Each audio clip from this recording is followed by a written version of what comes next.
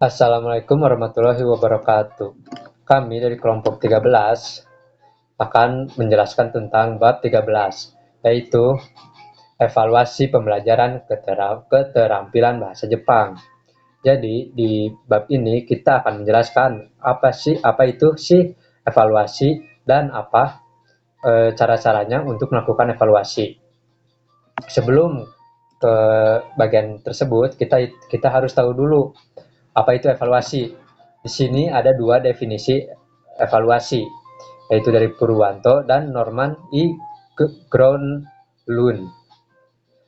Dalam garis besarnya, evaluasi adalah kegiatan mengukur pertumbuhan siswa terhadap tujuan belajar. Jadi, kita bisa melihat tujuan belajar si siswa itu sudah sejauh mana si siswa mencapai tujuan belajarnya. Nah, evaluasi diklasifikasi berdasarkan tujuan, waktu, dan fungsi. Di sini pertama aku ingin menjelaskan tentang evaluasi berdasarkan waktu. Ada tiga evaluasi, yaitu Hidanteki Hyoka atau evaluasi diagnostik. Yang kedua, Keisei-teki Hyoka atau evaluasi formatif, dan Shuka-shuteki Hyoka atau evaluasi sumatif. Yang pertama, kita bahas dulu yang pertama ya. Hidanteki Hyoka atau evaluasi diagnostik. Evaluasi ini diselenggarakan sebelum mulai proses belajar untuk mengetahui kemampuan siswa. Jadi pengajar dapat menganalisis kebutuhan siswanya. Pada keterampilan bahasa Jepang bisa dilakukan Shidanteki Hyoka atau placement test, yaitu fungsinya untuk mengetahui tingkatan keterampilan siswanya, dan aptitude test yang berfungsi yang dilakukan untuk siswa yang belum pernah mengikuti belajar bahasa Jepang. Yang kedua ada Keisei-teki Hyoka atau evaluasi formatif.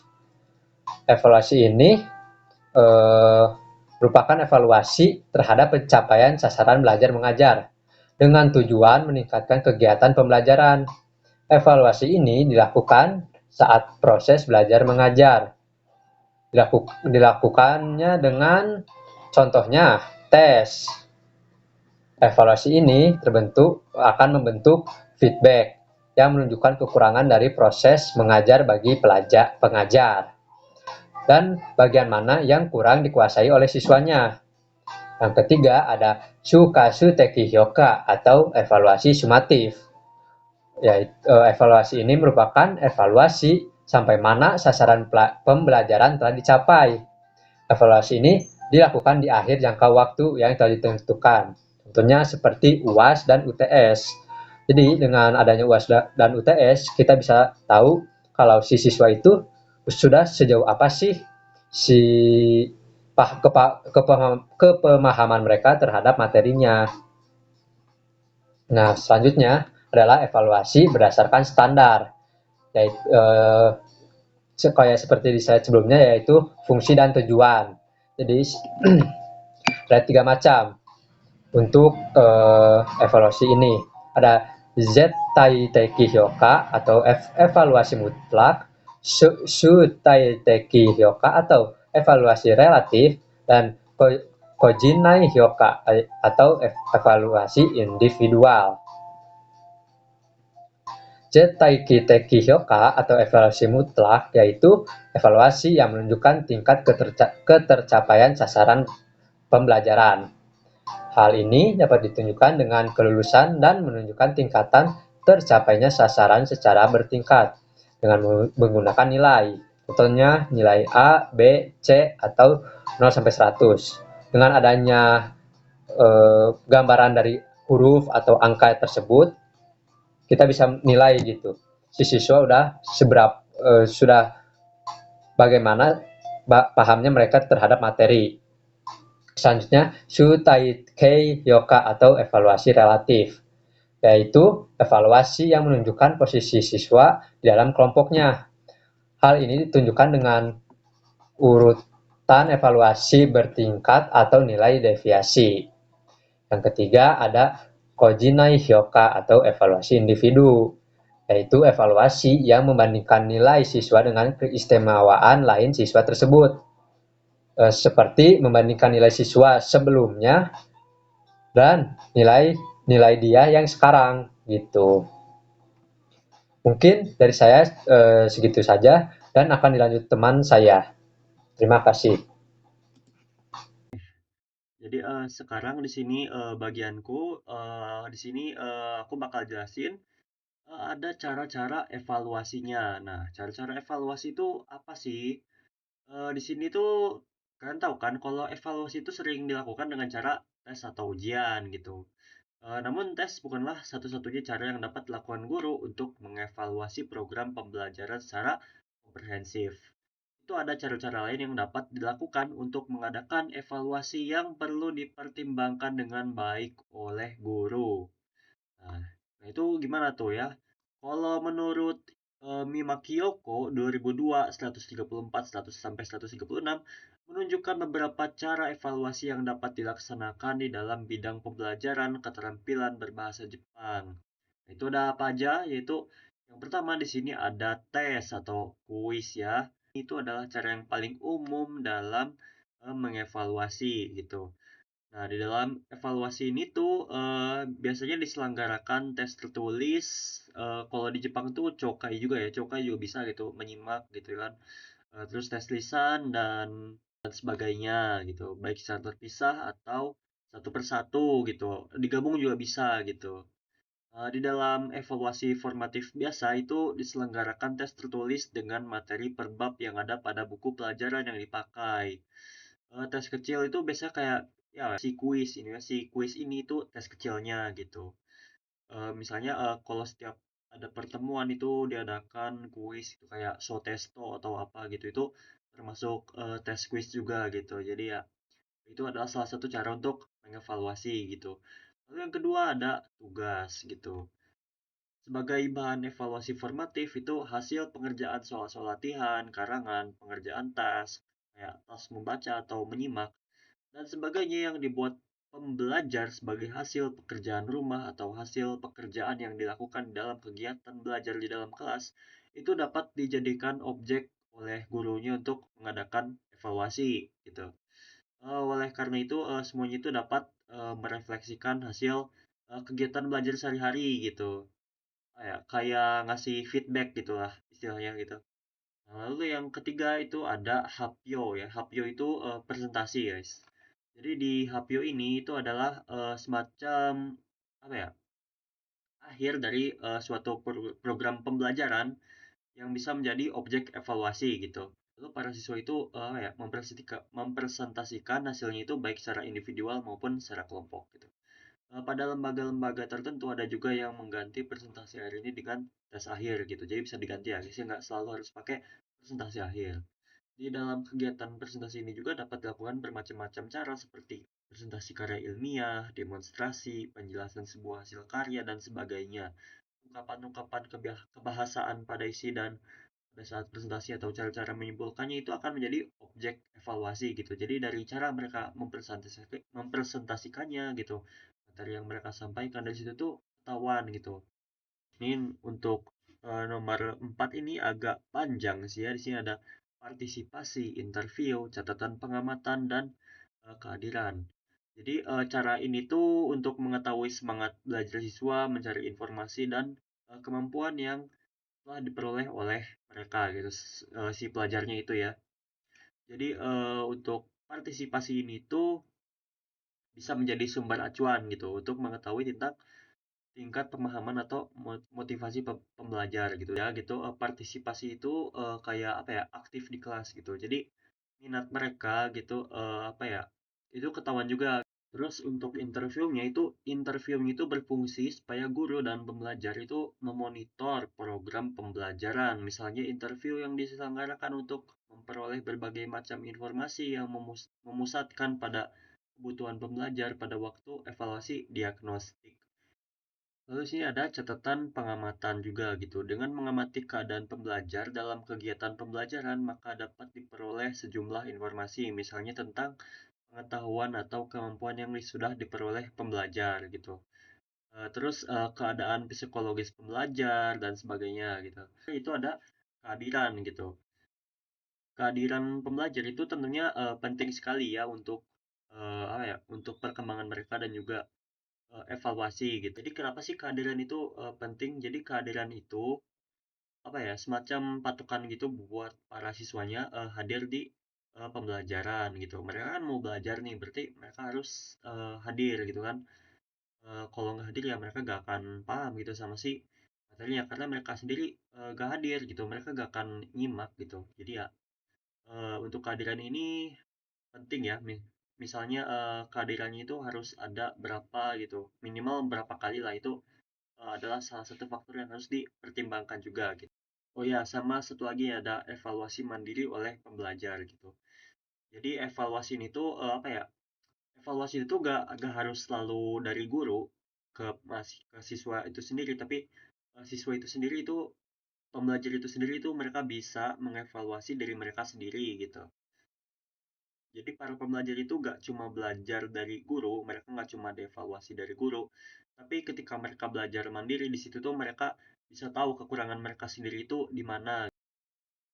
Oke, lalu selanjutnya itu ada jenis-jenis tes gitu. Di jenis-jenis tes itu, ya, tes-tes itu ada jenis-jenisnya gitu. Ada Textei testo gitu, atau aptitude test gitu, Pureshimento testo, placement test, Gakuryaku testo, achievement test, dan Noryoku testo, proficiency test.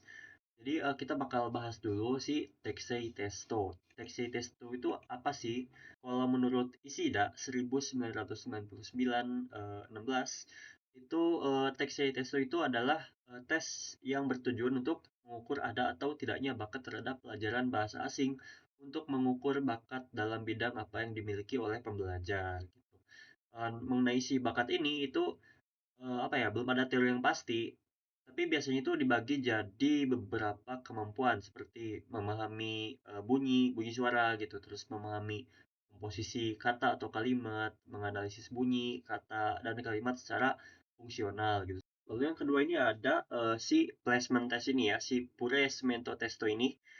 Nah, si Puresimento Test ini diselenggarakan untuk membagi-bagi siswa yang dalam taraf tertentu sudah mempelajari bahasa Jepang ke dalam kelas-kelas yang berbeda berdasarkan perbedaan kemampuannya. Jadi apa ya, siswa itu kayak dipisah-pisah gitu tergantung sama kemampuannya. Kalau di kelas itu ada terdapat sejumlah pembelajar yang memiliki kemampuan yang berbeda-beda, maka pada saat melaksanakan pembelajarannya, guru akan mengalami kesulitan dan pada akhirnya efektivitas pembelajaran tidak dapat meningkat. Untuk bahan pembelajarannya pun perlu dipilih bahan-bahan yang sangat sesuai dengan kemampuan pembelajar pada saat akan memulai pembelajaran. Lalu di sini yang ketiga ada Gakuryoku Testo atau achievement test. Si Gakuryoku Test ini itu adalah tes yang mengukur berapa banyak materi yang sudah diajarkan pada suatu kurun waktu tertentu di dalam program pembelajaran bahasa Jepang yang sudah diterima oleh pembelajar. Tes yang diselenggarakan di sekolah-sekolah bahasa Jepang banyak diselenggarakan dengan menunjukkan ruang lingkup materinya yang dari yang sudah dipelajari, misalnya dari pelajaran berapa sampai pelajaran berapa, atau dari halaman berapa sampai halaman berapa. Gakuryoku Testo ini disebut juga Totatsudo Testo. Jadi Gakuryoku Testo ini dilakukan untuk mengukur tingkat ketercapaian sasaran pembelajaran dalam jangka waktu tertentu gitu. Dalam tes ini juga diujikan soal-soal tentang materi yang sudah dipelajari pembelajar. Nah, lalu yang terakhir ada Noryoku Testo atau Proficiency Test gitu. Apa ya? Kalau kita mah taunya Noryoku Shiken, JLPT lah ya. Itu diselenggarakan untuk mengukur, tentunya untuk mengukur kemampuan bahasa bahasa Jepang kita secara umum pada level tertentu gitu. Kalau menurut Yanagisawa Yoshiaki 1998-179, itu menyebut bahwa Noryoku Test itu tes yang diselenggarakan untuk mengukur pengetahuan atau kemampuan yang dimiliki siswa tanpa tergantung pada suatu program atau bahan pembelajaran tertentu gitu. Noryoku Test ini disebut juga Ju Kutatsudo Testo gitu. Dengan tes ini tuh dapat diketahui kelemahan dan kelebihan seorang individu dengan cara melihatnya dari sudut pandang secara keseluruhan setelah melewati jangka waktu pembelajaran tertentu. Nah, sekarang kita lanjut ke bentuk tes. Di sini ada dua bentuk tes, yaitu Sukan-teki testo atau tes subjektif dan Kyakan-teki testo atau tes objektif. Nah, sekarang kita lanjut ke model tes Sukan-teki testo. Sukan-teki testo itu ada enam model tesnya. Ada Shingiho, Sentakuho, Kumiawaseho, Narabekai Shiki, Teisei Shiki, Kanseiho gitu. Shingiho yang pertama itu kalau dalam bahasa Indonesia bisa disebut juga sebagai betul salah gitu. Karena cara jawab soalnya itu dilakukan dengan cara menentukan betul atau salah gitu. Kalau di Jepang disebutnya Nishi Sentakuho, Maru Maru Marubatsu atau Seigoho. Lalu di sini ada Sentakuho atau apa ya, pilihan ganda lah, multiple choice gitu. Atau disebut juga Tashi Sentakuho gitu. Setiap soal biasanya dilengkapi beberapa buah alternatif pilihan jawaban yang harus dipilih pembelajar. Model soal seperti ini sering dipakai untuk menguji kemampuan pembelajar dalam pemahaman partikel, kosakata, struktur kalimat, huruf hiragana, katakana, kanji, dan sebagainya. Ibaratnya mah PG lah. Seperti yang biasa kita kerjain gitu, apa sih namanya tuh, kalau soal tuh kalau setiap kali ujian pasti ada yang namanya pilihan ganda ya. Kurang lebih kayak gitu sih, kayak pilihan ganda biasa gitu, ABCD gitu. Lalu di sini ada Kumiya Waseho. Kumiya Waseho ini menjodohkan gitu, matching lah. Agak mirip sama Sentakuho, tapi apa ya? Ini bisa dipakai buat menguji kosakata, ungkapan, pemakaian kalimat dan sebagainya. Model tes ini tuh dilakukannya dengan cara menggabungkan atau mencocokkan kata-kata atau ungkapan-ungkapan yang berhubungan antara yang berderet di sebelah kanan dengan yang di sebelah kiri. Jumlah lalu di sini ada Narabekai Shiki. Narabekai Shiki itu berbentuk susunan kata-kata yang tidak beraturan. Dengan bentuk soal kayak gini, siswa itu diharapkannya itu bisa menyusun kata-kata tersebut dengan urutan yang benar. Yang kayak gini tuh biasanya apa ya? Soal dimana kita tuh ngurutin yang mana dulu gitu, bunponya gitu, wa dulu atau apa dulu, supaya apa ya, bisa menguji kita juga bunpo kita pemahamannya sampai mana. Lalu di sini ada Teisei Shiki. Kalau Teisei Shiki itu untuk menguji kejelian pembelajar dalam menemukan kesalahan dalam satu kalimat sekaligus untuk menguji keterampilan pembelajar dalam memperbaiki kesalahan tersebut. Modal soal ini pun dapat dibuat dengan cara menentukan kesalahannya sehingga siswa tinggal memperbaikinya. Jadi misalnya kalau di soal itu ada kalimat, ya, dan itu kita harus tahu kesalahannya ada di mana dan di situ kita harus mengkoreksinya. Soalnya itu kurang lebih kayak gitu. Itu namanya Teisei. Lalu di sini ada Kanseiho. Sesuai dengan namanya, tes ini tuh disajikan dalam bentuk kalimat atau satuan-satuan bahasa yang lebih luas yang nggak lengkap. Untuk itu siswa disuruh untuk mengerjakan soal dengan cara menyelesaikan kalimat atau melengkapi bagian-bagian yang kosong yang ada pada wacana tertulis tersebut. Kalau kata atau ungkapan-ungkapan yang harus disediakan dalam bentuk pilihan, maka model tes seperti ini dapat disebut juga sebagai Sentaku Kaiseiho, Kanseiho. Model kayak gini tuh dipakai untuk menguji pemahaman huruf, kosakata, ungkapan-ungkapan, partikel, konjugasi pada verba, adjektiva i, adjektiva na, dan sebagainya.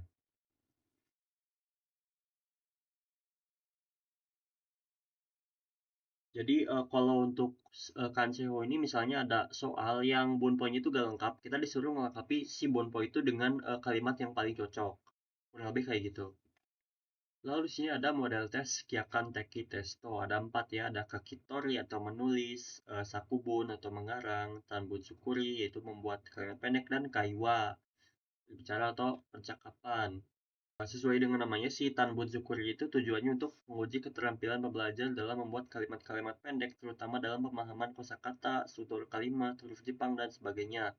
Soal tes ini dapat disajikan dengan menetapkan kata-kata atau ungkapan-ungkapan tertentu yang dapat dijadikan dasar untuk membuat kalimat tersebut. Nah, kalau untuk Sakubun itu siswa itu disuruh menulis suatu wacana dengan tema yang ditetapkan oleh pengajarnya. Dari Sakubun ini bakal diketahui kemampuan dan keterampilan pembelajar secara komprehensif dalam mengungkapkan ide, pendapat, pikiran, dan sebagainya ke dalam bentuk tulisan menggunakan kosakata, ungkapan, struktur kalimat, huruf Jepang, komposisi wacana, dan sebagainya yang sudah dipelajari oleh si siswa tersebut. Dan yang terakhir ada Kaiwa. Kaiwa ini tesnya ya apa ya, tes Kaiwa gitu. Jadi siswa itu disuruh untuk bercakap-cakap, dan dari situ tuh ketahuan gitu kemampuan mereka dalam mengucapkan bahasa Jepang gitu, aksen bahasa Jepang mereka gitu, terus cara mereka apa ya, apa ya, lancar atau enggaknya mereka berbicara menggunakan bahasa Jepang, dan juga kemampuan mereka untuk berkomunikasi menggunakan bahasa Jepang di situ ketahuan lah. Dan kurang lebih kayak gitu. Kalau begitu kita langsung saja next ke validitas yang akan dijelaskan oleh Mas Tora ya. Nah, selanjutnya adalah validitas dan reliabilitas yang akan saya jelaskan. Yang pertama adalah validitas, yaitu sejauh mana tes mengukur apa yang ingin kita ukur. Nah, di validitas ini sendiri ada 4 jenis validitas. Yang pertama adalah content validity, yaitu isi tes sesuai dengan kurikulum atau materi yang diajarkan. Yang kedua adalah construct validity, yaitu isi tes sesuai dengan teori atau konsep kemampuan yang hendak dipakai. Yang ketiga adalah predictive validity, yaitu hasil tes dapat memprediksi keberhasilan di masa depan. Lalu yang keempat adalah concurrent validity, yaitu hasil tes berkorelasi dengan alat ukur lain yang menjadi kemampuan yang sangat pada waktu bersamaan. Nah, yang kedua adalah reliabilitas. Nah, reliabilitas itu sendiri adalah konsistensi hasil tes jika diulang. Nah, reliabilitas itu mempunyai 3 metode utama untuk mengukurnya. Yang pertama adalah metode 2 tes. Yaitu 2 tes paralel diberikan pada kelompok yang sama, lalu hasilnya dikorelasikan. Yang kedua adalah metode 1 tes 2 kali, yaitu tes yang sama diberikan 2 kali dengan waktu berbeda, lalu hasilnya dikorelasikan. Lalu yang ketiga adalah metode split half, yaitu 1 tes dibagi 2 bagian yang setara, lalu kedua bagian dikorelasikan. Oke, selanjutnya adalah menyusun tes dan tahapannya. Yang pertama adalah menentukan tujuan tes dan kemampuan yang ingin diukur, lalu menetapkan jenis dan bentuk tes, alokasi waktu, dan skala penilaian. Kemudian ada pemeriksaan isi tes, lalu pembuatan daftar rincian tes dan uji coba, dan yang terakhir adalah pelaksanaan tes, penilaian, analisis sistem, dan pengumuman hasil. Oke, selanjutnya adalah contoh atau jenis model soal. Nah, di sini adalah 3 model soal. Nah, model pertama adalah Tanbun Sukuri, yaitu membuat kalimat singkat antara lain yaitu teks produktif tertulis. Yang kedua adalah Kaiwa, yaitu percakapan, tugas lisan, roleplay, dan dialog terstruktur. Yang ketiga adalah Sakubun, yaitu menulis wacana, menilai kosakata, tanda bahasa, dan komposisi, lalu huruf juga. Nah, ada rubrik nih, gunakan rubrik dengan jelas untuk aspek isi, organisasi, kebahasaan, kosakata, dan penilaian. Tipsnya apa? Itu gabungkan penilaian formatif, yaitu umpan balik, dan sumatif, yaitu skor akhir, lalu berikan umpan balik konstruktif dan rekomendasi perbaikan. Nah, terakhir nih kesimpulan. Jadi evaluasi belajar merupakan proses penting untuk mengetahui sejauh mana tujuan pembelajaran bahasa Jepang telah tercapai. Evaluasi tidak hanya dilakukan di akhir, tapi juga sebelum dan selama pembelajaran berlangsung, untuk mengenali kelebihan dan kekurangannya. Ini adalah manfaat utama dari hasil evaluasi itu sendiri, serta bagi guru untuk menilai efektivitas metode dan materi yang digunakan. Bab ini menjelaskan jenis-jenis evaluasi, cara pelaksanaannya, berbagai bentuk tes, serta pentingnya validitas dan reliabilitas dalam penyusunan alat ukur. Secara ringkas, evaluasi berfungsi sebagai dasar untuk memperbaiki kualitas proses dan hasil pembelajaran bahasa Jepang. Oke, itu kesimpulannya, dan sekian dari kami. Terima kasih sudah menonton, dan terima kasih perhatiannya. Arigatou gozaimasu. Assalamualaikum warahmatullahi wabarakatuh.